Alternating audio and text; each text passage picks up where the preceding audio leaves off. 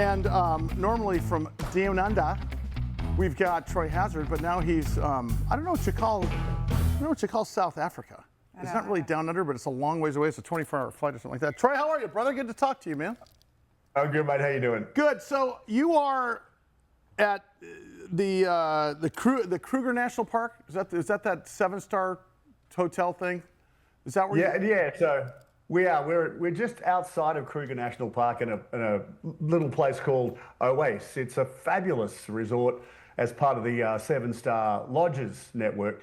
And we've been here for 4 or 5 days, and of course we've come in to see the animals and have the kids experience that, and something that's pretty much life-changing. But along the way, as I do, I have to ask the commercial questions. How does this run as a business? You turned this thing into a business, didn't you? It's what you do. So it's just what I do. Yeah, so I had a wonderful drive around the property with one of the leadership here yesterday, and I started asking a bunch of questions about how this all works. Here's the most interesting part. You buy the land with the animals. So we're a property that's 530 hectares, I think, which is pretty big, right? Yeah. Only 7 villas on this property, all spaced about 200 metres apart. And they buy this property with the inventory of the animals, like you buy a house with furniture, except it moves. Right. That was fascinating to me. And the interesting part was that they've made the whole place so distinctive because they've built these villas in the middle of the bush. Like, we got greeted by an impala coming home last night on our front doorstep. Bailey, our daughter, was in her room this afternoon and a giraffe walked straight past her floor-to-ceiling windows, only metres away. That is distinctive. And I think that's one of the things that makes this whole concept of game and game parks like this really quite work. And then the Oase guys they've nailed it in spades, and we've been really enjoying that. It's been fabulous. So what's interesting is the hotel business in the U.S. and abroad. You'd think that if you go to a Four Seasons or even go to a Hilton, that it's a Hilton hotel or Four Seasons, but actually they're the companies running the property. The folks that own the property are one place. The folks this is often why you'll see a Four Seasons turn into a Park Hyatt. Right. Or something like that, because it's a different operator. Same thing, is this the same model here? Well, it is for many of them, but this one is actually owned by an Australian family.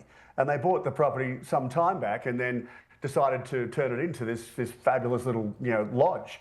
And that's unusual because it's owner-operated, a small family unit, a handful of local staff, which are quite spectacular at each of their jobs, which is different to many of the chains. And I think that's part of the thing that makes it special because it has a personal feeling to it, and that in itself gives that emotional connection to why you're here. It's one thing is to come for the animals, but to be immersed in that connection with the animals is quite extraordinary. You know what's interesting to me is I wish people would not be fish anymore and not think like sheep anymore. And I see people planning vacations and such, and it doesn't occur to them that they don't have to go down the regular road, or you could actually go through a different path to whereby it's a little more personalized experience. Because isn't that where we're all heading towards here? I mean, in terms of hospitality, it comes down to a personalized. This is what you have there. This is not a mass inclusive thing. This is a personalized experience for you, correct? Exactly, and you've met my wife Dominique, and she is a former travel agent, and so she spends days on this stuff looking for that exact experience. She did it with Antarctica for us a couple of years back. She did it with Paris, only last year. She's done these amazing jobs of finding things that are off the beaten track, that are unique, and that are typically run by families or smaller operators that really understand that connection is still important. I mean, you know how much I travel as a speaker, sure. and I spend so many days on the year and have done for 30 years now. It's get up, go to the hotel, go to sleep, get up, get back on the aircraft, go home. It's really dull and uninteresting. So to find these sort of unusual places, it's a talent for her. She's a wizard, and it's also just an amazing experience for the family. Troy, I was actually going to ask you about that. How did you find this place? You just answered it, your wife. But how does the normal person? How did this property put themselves out there and market themselves? Because it does sound. I was just thinking. I saw a friend take a safari vacation, and I wouldn't even know the first place to start. how to Look, find it's this place. time. Yeah, it's time and energy, and she really is a wizard. And Dom usually starts a conversation with her legs crossed, sitting on our bed, saying, "Okay, so I've found something. Hear me out." Yeah. Well, I mean, but what's interesting is, so I've got a good friend of mine who is going to Japan with his family for, I think, 12 or 14 days in the holidays. And what he's doing, he's not just going to, like my daughter and her husband went to Japan on their honeymoon. And of course, you know, these kids figured out the cheapest way to get the coolest stuff. And they used AI to do it. And they ended up staying in a place for $300. It looked like a $1,500 a night suite. I mean, if you look at the pictures, like I've never even been in a hotel room like that before.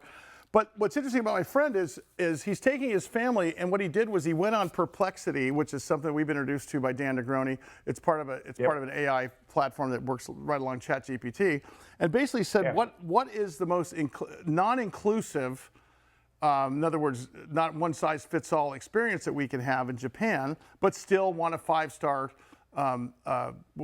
experience. And unfortunately, he has the resources to do it. So he found this thing called the Amman hotel tour. So Amman is a hotel chain, which is a very high hotel chain. Think of Four Seasons here. I would suppose think of the Ritz here in ours. And it's a 3-city Japan tour where they spend 4 days at each hotel, and it includes things like learning how they make sushi rice, or learning how sake is made, or having a sushi experience, or going and seeing some of the.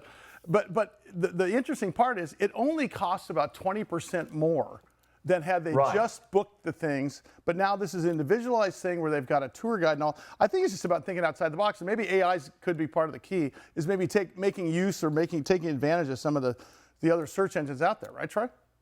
Well, that's part of it, yes. And look, Dom does the same thing with us. And in particular, for this event, it's about educating the kids and giving them that wonderful experience. So part of her requests was we go for a bushwalk every morning with one of the guides, and he introduces them to different animals, different trees, different plants, different dung, all sorts of stuff. And look, he's been a fabulous resource for us and a great education piece as well.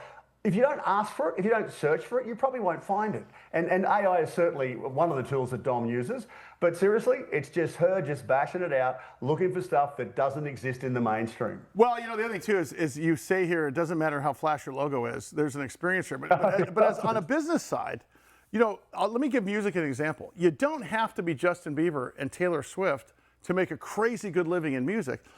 Think in terms of let's see, Big Head Todd and the Monsters. Big hits in the mid-'90s. Right. That guy's doing $4 million a year playing in front of probably 50 crowds of 600 people all year long, 2-3 times a week. These guys, without anybody knowing who they are, you don't have to shoot for notoriety. You have to shoot for a good business model, right? Isn't that the moral of the story? It is, and it's the referrals, and it's the reviews, and it's all the stuff that sits behind that says, you've got to try this, it's amazing, and you trust in others that have been there before you. We're coming to Oasis. We're heading down there, buddy. Thanks, pal. Troy Hazard on vacation. So this is how he could write this off, by the way. He wrote the whole thing off just because of our TV show. Smart man. Brilliant guy.